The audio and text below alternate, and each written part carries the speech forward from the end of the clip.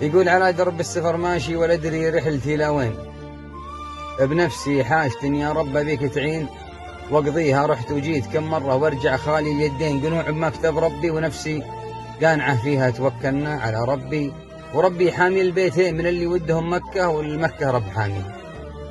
مع منه شديد الباس طويل البال خلقه زين أبو ثنيان، عسى الأيام تكشف لك خوافيها وتعطيك الحلو منها وتصرف عنك ما هو شين، وعسى عين الحسد يا رب ترمدها وتعميها. يقول عسى عين الحسد يا رب ترمدها وتعميها، أنا مسافر على بلادي وضيقه بين هالكتفين، أحس إني كذا ودي ولا ودي وما بيها، أنا مسافر على غربة لأني مودع الاثنين، أبوي اللي علشاني سهر أيام بلياليها، وأمي جنة الدنيا عساني منحرم هالعين، وجنة تحت رجلينك أنا مودع أراضيها، جانا حسين كبر حسين وراح حسين،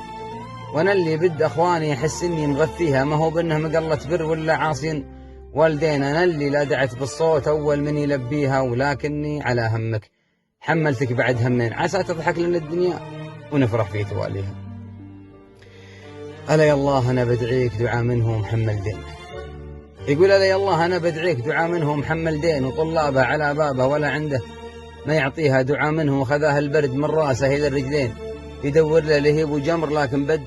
ملقيها، دعاء ذاك الفقير اللي يدور لك مثل ورعين ويطلع من صباح الله ويرجع ما يطعميها، وانا ذاك الفقير اللي رفع يده مع الكفين، عسى باب السماء مفتوح يحالف حظ داعيها، وندري تستحي يا رب ترجعني بلا شيئين، تلبيني من الدعوة